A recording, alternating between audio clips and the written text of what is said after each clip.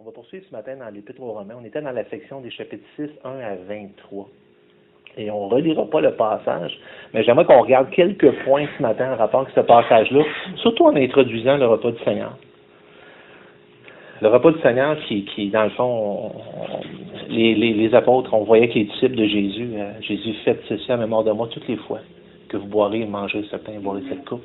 Et c'était quelque chose qui était quotidien même dans l'époque apostolique. Ça disait qu'ils se rencontraient tous les jours dans les maisons pour rompre le pain. C'est quelque chose qui se faisait. Nous, on était habitués à faire ça on pourrait, par la grâce de Dieu, en toute bonne foi, aller visiter un frère puis des frères. Est-ce qu'on peut rompre le pain ensemble, prendre un temps? Ça serait parfaitement scripturaire. Et puis, on est tellement souvent trop cérémonieux, puis toutes nos affaires, là. Mais ça se faisait en toute simplicité. Puis, c'était l'occasion. Comment? Ouais, c'est comme, dans le fond, c'est un souvenir. On peut-tu trop se souvenir? On peut-tu trop s'arrêter pour se souvenir que Jésus a payé le prix pour nos fautes et tout ça, et qu'est-ce que Dieu a fait? Non. Alors, ça pourrait se faire comme ça. Alors, ce matin, en introduction un petit peu aussi du temps du repas du Seigneur, on va faire un retour un peu sur Romains chapitre 6. Et dans Romains chapitre 6, c'est vraiment intéressant parce que Paul on va juste regarder un petit peu les passages. OK? Romains 6, 13 à 23, on ne lira pas tout. On avait vu la conclusion. On avait vu la relation, si on veut, entre Romains 3 et Romains 6 à 8. OK? Alors, on voit la substitution, Christ est mort pour moi, l'identification, je suis mort avec lui, on voit les parallèles un peu. Christ, il est mort pour mes péchés. La Bible dit, je suis mort au péché. Il a payé la pénalité de mes péchés. Il a brisé la puissance du péché. On voit les parallèles. La justification, c'est la justice qui est imputée, qui est mise sur mon compte, la justice de quelqu'un d'autre, la justice de Christ qui est mise sur mon compte. La sanctification, c'est la justice impartie, c'est-à-dire qu'elle fait partie de ma vie dorénavant. Alors c'est pour ça que l'apôtre Paul va dire, puisque nous sommes sous la grâce, vivrions-nous encore dans le péché? Il dit, loin de là, loin de là. La vie maintenant, la justification, la sanctification fait dorénavant partie de ta vie. Alors, comme on dit, c'est pas une licence pour le péché. On est sauvé par sa mort, on est sauvé par sa vie. On va regarder ça ce matin. Alors, c'est là que l'apôtre Paul va introduire la question en disant, que dirons-nous donc? Demeurions-nous dans le péché afin que la grâce abonde? On a vu que non. On a vu que la vérité aussi, le principe de la vérité, que la vérité, la connaissance de Dieu était basée sur, l'adoration était basée sur la connaissance de Dieu. Et Jésus nous a dit que la connaissance, elle avait la puissance de rendre libre. Alors, la connaissance, c'est quelque chose d'important. Alors, dans Éphésiens 4, 11 à 13, ça nous dit pour quelle raison Dieu a-t-il répandu les dons à travers l'Église. C'est intéressant, je lisais ça ce matin. Ça dit, il a donné les uns comme prophètes, évangélistes, pasteurs, docteurs. Alors, il va donner une panoplie de dons déversés à l'Église. Puis il dit pour le perfectionnement des saints. Alors, c'est pas juste le ministère pastoral, ça dit c'est pas juste le ministère de pasteur, qu'on penserait que c'est le pasteur qui est juste là pour. Mais non, ça dit tous les dons. Apôtres, évangélistes, pasteurs et docteurs. Alors, c'est des dons qu'il a donnés. Pourquoi? Pour le perfectionnement des saints. Puis là, il va définir un petit peu plus dans le texte. Il va dire, pour l'œuvre du ministère et l'édification du corps de Christ, on l'a vu la dernière fois, une bâtisse, un peu un édifice, on édifie, on construit une bâtisse qui s'appelle le corps de Christ, jusqu'à ce que nous soyons tous parvenus à l'unité de la foi. Encore là, le mot connaissance qui intervient. Connaissance. De la foi et de la connaissance. Et on voit ici que la seule unité possible, c'est l'unité qui est bâtie, c'est ce que la Bible appelle l'unité de la foi, qui est bâtie sur la connaissance de Jésus-Christ. C'est cette connaissance-là personnelle, individuelle, qui amène le corps à l'unité entre eux autres. On essaie d'établir aujourd'hui toutes sortes de mécanismes pour essayer d'imiter l'unité dans l'Église. On essaie souvent on va dans les églises, souvent on va dire, parlons pas trop de nos différences. Parlons pas trop des différences de nos croyances religieuses. On va tout tasser ça de côté, là, puis on vient à l'Église, puis on adore. Et on essaie de construire une unité artificielle. Mais les Écritures sont claires. La seule unité possible, selon Dieu, c'est l'unité qui est basée sur la base de la connaissance, d'une connaissance commune d'une personne, une connaissance qui est exprimée par les Écritures. Alors, jusqu'à ce que nous soyons tous parvenus à l'unité de la foi et de la connaissance du Fils de Dieu. Et là, ça va dire à l'état d'homme fait. Ça, c'est l'objectif qui est poursuivi. Alors, qu'est-ce que ça sous-entend quand on dit à l'état d'homme fait? Ça veut dire que tu pars d'un processus de croissance, d'un enfant à un adulte. C'est de ça qu'on parle. Alors, il y a une croissance. Ça veut dire que la connaissance et l'exercice des dons et des ministères devraient emmener l'enfant de Dieu, qui est un enfant, à l'état d'homme fait, état d'adulte. Donc, une croissance là, qui est rendue possible par l'expression des dons spirituels, tels que décrits dans les Écritures. Alors, quelqu'un qui n'est pas exposé aux Écritures, qui n'est pas exposé à l'enseignement, ne peut pas arriver à la maturité d'homme fait. C'est impossible. C'est les Écritures qui le disent. OK. Alors, ici, à la mesure de la stature parfaite de Christ. Alors, on avait vu dans Jean 4, 23 encore que Jésus, quand il a rencontré la femme au puits, il y a eu cette discussion avec elle. Il a dit, vous adorez ce que vous ne connaissez pas. Nous adorons ce que nous connaissons, car le salut vient des Juifs. Puis, il fait la relation entre une véritable adoration, selon Dieu, et une autre type d'adoration. Alors, il dit ici, alors, où les vrais adorateurs adoreront le Père en esprit et en vérité, ce sont là les adorateurs que le Père demande. Alors, ceux qui adorent en esprit et en vérité. Alors, il disait à la Samaritaine, si on veut, il disait, ce que tu adores ce que tu ne connais pas. Et les vrais que Dieu cherche, c'est ceux qui adorent en esprit et aussi en vérité. Et c'est pour ça que le mot vérité, dans le texte, est associé à ce que nous connaissons.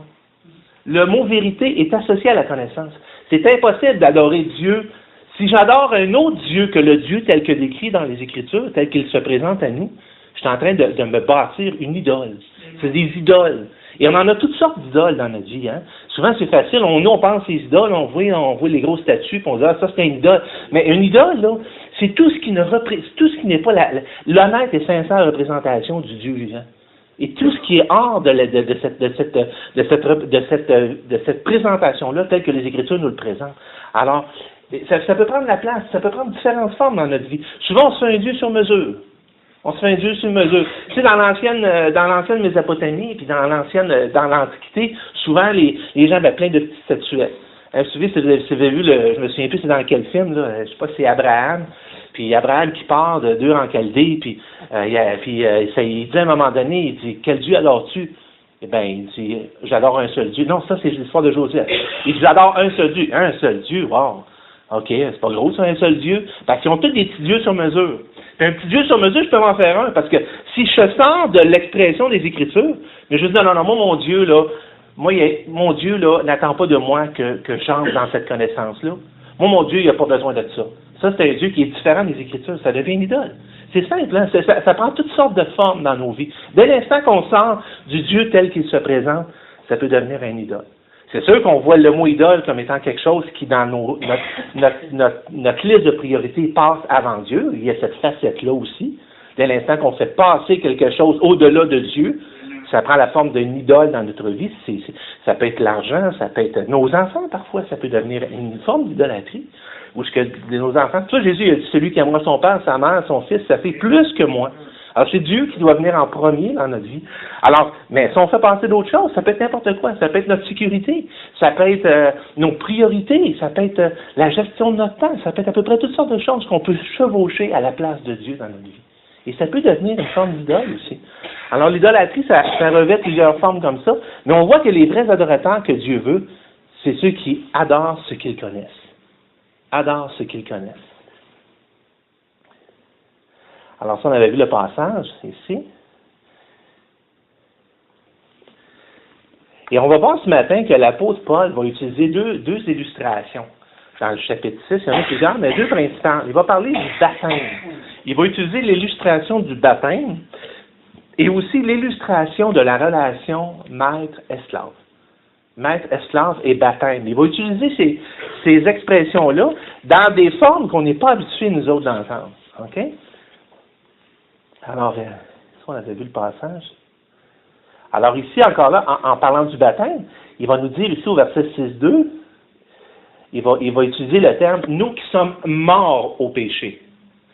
Nous qui sommes morts au péché, comment vivrions-nous encore dans le péché? Alors, il déclare, et c'est l'action du Saint-Esprit de Dieu qui, au moment de ma conversion, au moment que je crie à Dieu pour le salut, au moment où je place ma confiance personnelle en l'œuvre de Jésus-Christ, qui m'impute dans les lieux célestes et qui fait la transaction entre mon âme perdue et le poids de mes péchés et qui impute la justice de Jésus-Christ à mon compte et le poids de tous mes fautes à la croix.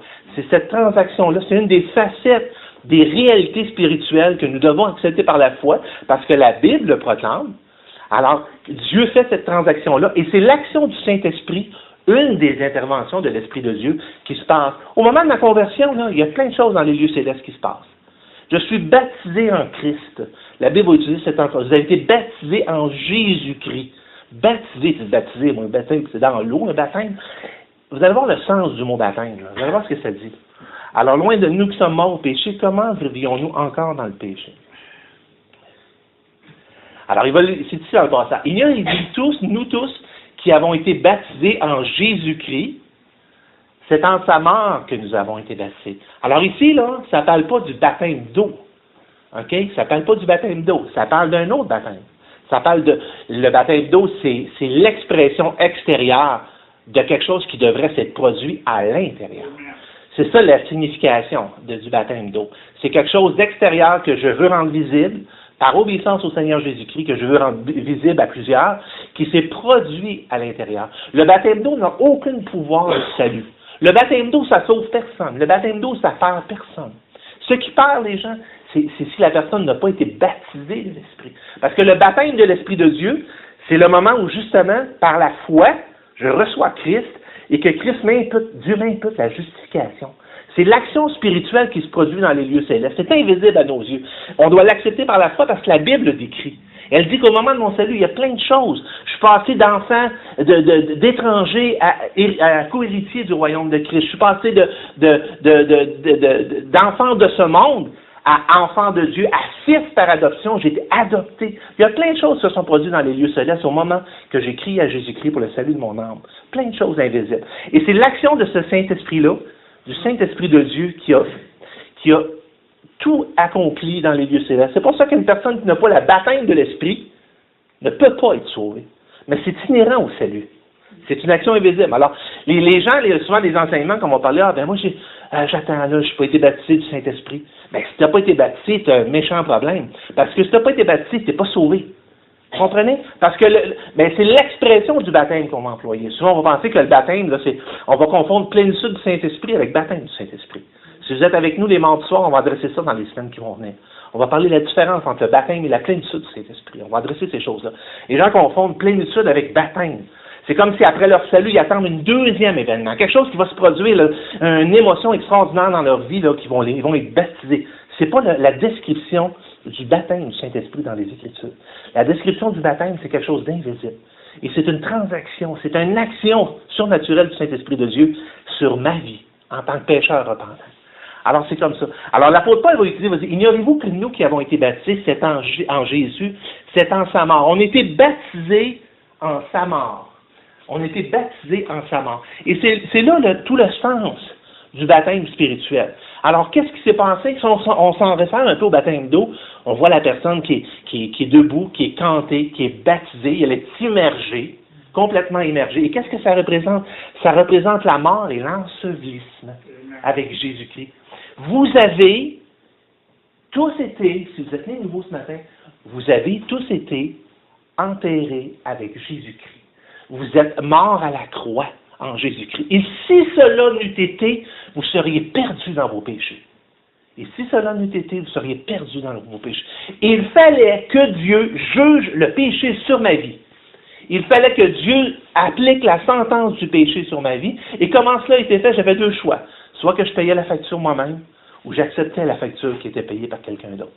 Mais il fallait que ce soit payé. Et quand est-ce que ça a été payé? Cette transaction-là a eu lieu au moment de ma foi. Et lorsque j'ai placé ma foi en Jésus-Christ, le salut est devenu effectif pour moi.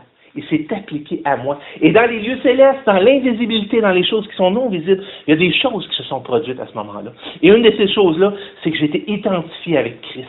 Je suis littéralement mort. Et si mon vieil homme n'avait été enseveli, crucifié à la croix avec Christ, je ne pourrais être sauvé. mais je suis identifié avec Christ et en Christ. Vous allez voir les termes forts qui sont employés. Vous allez voir que c'est pas juste une question de imaginez-vous là, que vous êtes mort. C'est pas ça là, que ça le dit, là. Ça ne dit pas imaginez-vous que vous êtes mort au péché.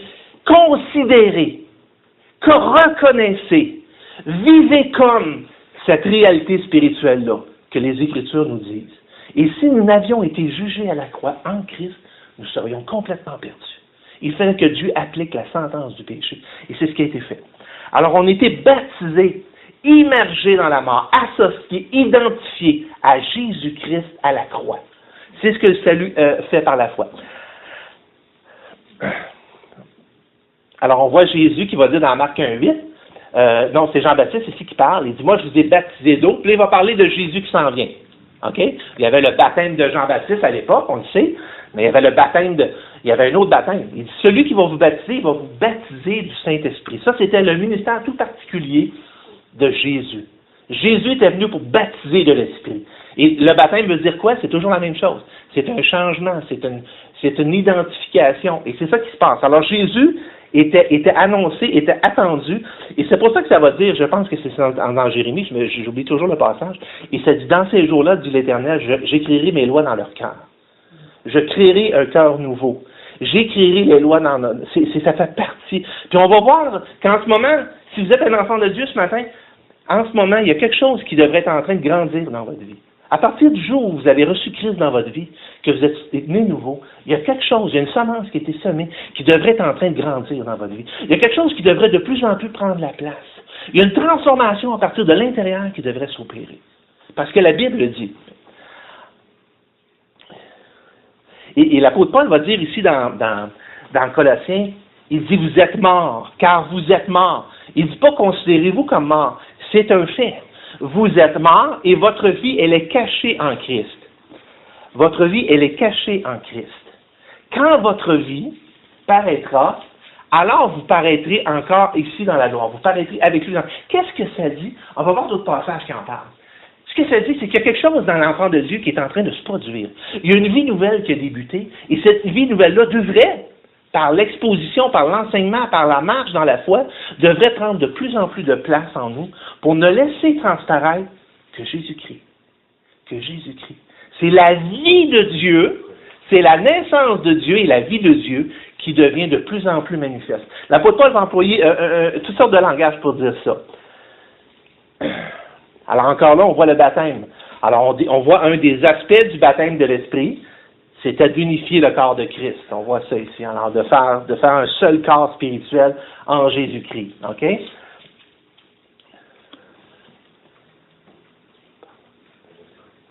Encore là, il y a une seule fois, le seul baptême, on l'avait vu la semaine passée. L'apôtre Paul dit dans Galates 2:20, j'ai été crucifié avec Christ. Alors c'est un événement passé. J'ai été crucifié avec Christ. Et si je vis, ce n'est plus moi qui vis, c'est Christ qui vit en moi. Si je vis maintenant dans la chair, je vis dans la foi au Fils de Dieu. Et c'est intéressant, hein? Vous savez, quand l'apôtre Paul va dire à un moment donné, il va dire à un moment donné, qui me délivrera de ce corps de mort?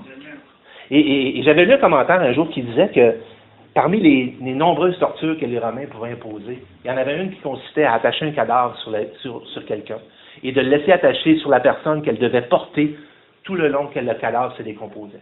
Okay? Et certains commentateurs disent que quand Paul dit « Qui me délivrera de ce corps de mort ?» c'est cette illustration-là qu'il avait en tête. L'illustration de ce corps de mort qui représente la chair crucifiée à la croix et qu'il portait. Et c'est l'illustration qui est employée. Alors il dit « Si j'ai été crucifié avec Christ, et si je vis, ce n'est plus moi qui vis, c'est Christ qui vit. Je suis mort avec Jésus-Christ. J'ai été enseveli avec Christ. Et si je vis maintenant, je vis dans la chair et je vis dans la foi au Fils de Dieu qui m'a aimé et qui s'est livré lui-même pour moi. »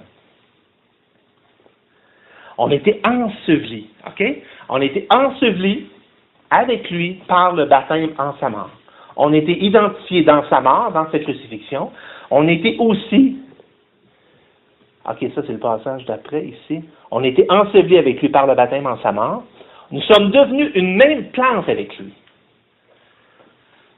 Vous vous souvenez, dans un autre passage, Jésus, à un moment donné, va dire, si le grain qui ne tombe en terre ne meurt, il ne peut porter de fruits. Puis on va voir une couple de passages là-dessus. Là. Il dit ici qu'on est devenu une seule plante avec Christ. Et j'aimerais ce matin, si vous n'avez pas la conviction de la sécurité éternelle de votre âme, vous devez vous poser une question, deux questions. Ai-je déjà été sauvé? OK? Ai-je déjà été sauvé? Et si vous êtes sauvé ce matin, là, puis vous avez des doutes, on va voir un petit peu des passages qui viennent réaffirmer le salut. Et j'aimerais ça que vous considériez le plan d'ensemble de Dieu. Et à quel point c'est totalement anti-scripturaire, anti-biblique, anti-chrétien de croire et d'enseigner un salut qui peut se perdre. Pour plein de raisons. Ça, c'est une parmi tant d'autres. On est devenu une même plante avec Christ. Méchant job à cette heure de séparer ça. OK? Il y a plein d'éléments spirituels, là, mais une seule plante avec Christ, c'est clair. C'est clair. On était identifié avec Christ, on est ressuscité avec lui. Paul, il va même plus loin, il va dire, vous êtes assis dans les lieux célestes en Christ. Moi, là, vous êtes déjà dans la gloire, là.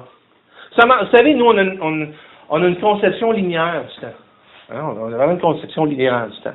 Je me lève un matin, je fais ma journée, je me couche, je soir. On a une vision linéaire du temps. Les événements se produisent. Dieu est au-dessus du temps.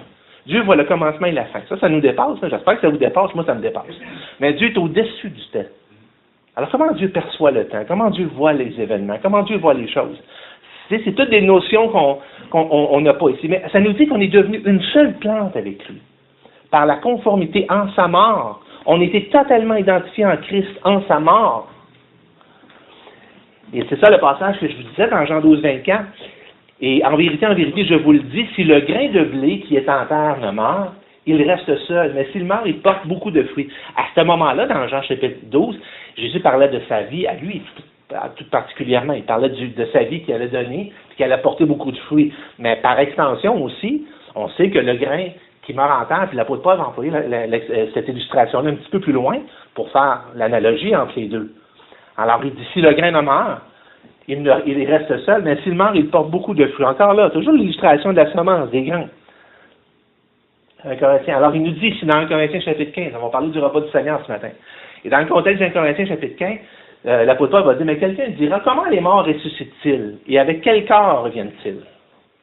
Là, Paul va dire, insensé.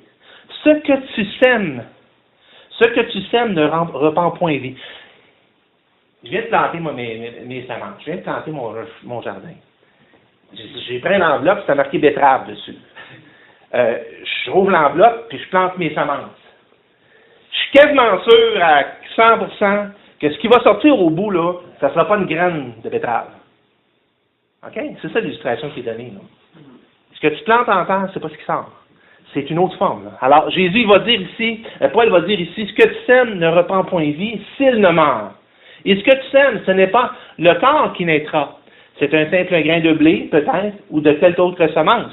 Alors, il va avoir une gloire particulière, il va avoir une représentation différente du corps physique. Là. Il y a quelque chose. Là. Puis il dit, ce que tu sèmes en terre, c'est pas directement ce qui va sortir, ça ne sera pas identique. Là.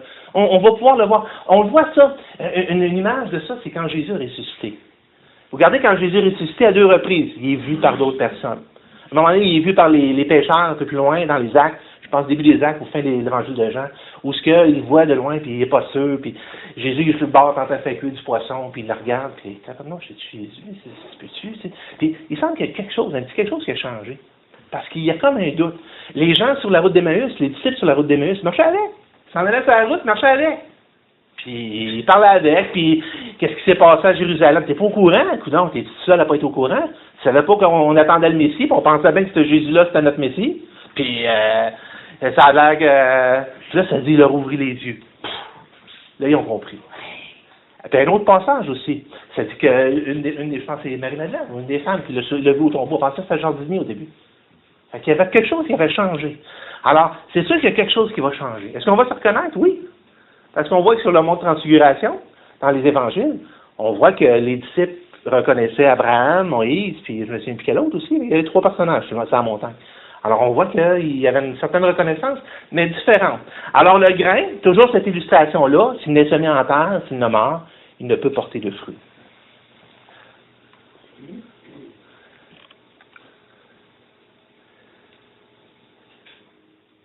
Et l'apôtre Paul va reprendre. Regardez la continuité. Quand je vous parlais tout à l'heure d'une vie qui a commencé, une vie qui débute en nous le jour de notre salut, une vie qui commence et qui devrait de plus en plus prendre de place.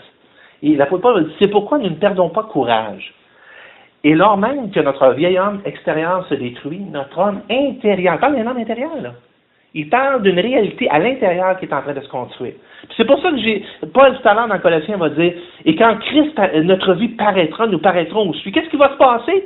C'est qu'à un moment donné, quand on va rencontrer le Seigneur Jésus-Christ, la vraie personne en nous va être manifestée. La personne selon Dieu, la personne que Dieu a bâtie, c'est elle qui va se manifester. Et c'est elle qui devrait prendre de plus de place dans notre vie. Et lors même que notre vieil homme extérieur se détruit, notre homme intérieur se renouvelle de jour en jour. Alors, c'est le passage que je disais tout à l'heure, car vous êtes morts et votre vie est cachée avec Christ en Dieu. Alors, elle est cachée en Dieu. Quand Christ, votre vie paraîtra, alors vous paraîtrez. Alors là, le voile va être enlevé. Là, le corps mortel, cette personne extérieure-là, cette réalité-là extérieure que nous subissons ou nous voyons en ce moment et que nous devons croire par la foi de cette vie intérieure-là, la vie intérieure va être complètement manifestée. La vie de Jésus-Christ va avoir atteint son épanouissement. Et c'est pour ça que ça dit, quand Christ, votre vie paraîtra, alors vous paraîtrez aussi avec lui dans la gloire. Alors la conclusion de l'étude, si on veut, plusieurs points à la conclusion. Puisque nous sommes morts avec Christ, on doit marcher en nouveauté de vie. On doit marcher en nouveauté de vie. Moi, je me vois souvent, je m'illustre toujours ça, je me vois comme dans une salle d'opération, là, puis je vois la fameuse machine là, qui fait le battement du cœur, là, puis je m'imagine, là, ça fait pip. Le Christ est intervenu. Je suis né avec lui. Et j'étais mort dans mes péchés. Et c'est lui qui m'a insufflé la vie. La seule vie que je peux avoir, c'est la vie qu'il m'a donnée. C'est la vie qu'il m'a insufflée. Alors j'étais mort. Alors comment pourrais-je me considérer comme vivant dans le péché? Comment pourrais-je me considérer? La seule raison pour laquelle je vis, c'est à cause que Christ m'a l'a donné, cette vie. Uniquement ça. Alors, pourquoi? Afin qu'on marche en nouveauté de vie. Afin qu'on marche en nouveauté de vie. On va prendre le repas du Seigneur tout à l'heure. Quand on médite un peu sur ces vérités-là, j'ai été mort, je suis mort avec Christ. Et c'est toujours une question de foi. L'apôtre Paul va dire aux Galates, et vous qui avez commencé par la foi, voulez-vous poursuivre? Si vous avez commencé par la foi. Et la vie chrétienne, c'est constamment une question de foi. On doit accepter par la foi la vérité de Dieu. On doit accepter ce que Dieu déclare, même si nos yeux ne le voient pas. On doit accepter ce que Dieu dit quand il dit que cette vie-là est en train de prendre cette place-là en nous. Si on le laisse travailler, si on laisse l'action de Dieu travailler dans notre vie. Et si on se laisse former, comme la Bible le dit, si on se laisse travailler, Dieu va entreprendre, va nourrir pour délaisser de plus en plus cette ancienne vie-là pour que la vie de Dieu soit manifestée en nous. Et c'est le but. Le but, c'est de marcher dans cette nouveauté de vie-là. Mais on doit premièrement accepter par la foi. On doit croire ça par la foi, qu'on est mort enseveli avec Christ. OK? Une autre chose aussi qu'on doit faire selon les Écritures, on doit se regarder comme mort au péché. Tu sais, souvent les chrétiens, on va dire, ah, ben ça c'était trop, cette épreuve-là c'était trop dur pour moi. Cette tentation-là, c'était trop tough pour moi. Ah non, ça c'était trop dur, là, je pouvais pas résister. Là. La Bible dit, regardez-vous. Puis le regardez-vous, c'est pas un regardez-vous dans le sens de pensez fort, là. C'est pas ça que ça veut dire, là. C'est regardez-vous, c'est considérer. Acceptez le fait que. Vivez à la lumière de. Vous avez été, c'est une réalité spirituelle. Vivez comme ça maintenant. C'est ça que ça dit. Vivez comme ça maintenant. Alors, on doit se regarder comme mort au péché et comme vivant pour Dieu. Vivant pour Dieu en Jésus-Christ. Une autre chose aussi, que le péché ne règne pas dans vos corps mortels. Et l'apôtre Paul disait dans le même texte du chapitre 6, il parlait de même que la mort a régné par le péché, de même la grâce règne par Jésus-Christ. Alors il y a un autre règne qui vient s'installer dans la vie du croyant, et c'est le règne de la grâce, c'est le règne de cette relation-là avec Jésus-Christ. Et ici, que le péché ne règne donc pas. Alors, le péché ne doit pas avoir la place dans ma vie. Il ne doit pas avoir la direction dans ma vie. Il ne doit pas avoir l'autorité dans ma vie. Que le péché ne règne donc pas dans vos corps mortels et n'obéissez pas à ses convoitises. N'obéissez pas à ses convoitises. Un autre point de conclusion aussi, ne livrez pas vos membres au péché comme des instruments d'iniquité. Alors, les actions du croyant, ce n'est pas juste des actions passives, c'est aussi des actions actives. Vous savez, je suis dans Lévitique, dans ma lecture personnelle, je dirais probablement un des livres de l'Ancien Testament que une très petite minorité de chrétiens vont vouloir lire, parce que ça parle de sang, de sacrifice, tu lis ça, tu dis, c'est quoi cette affaire-là? Pourtant, il est inspiré de Dieu.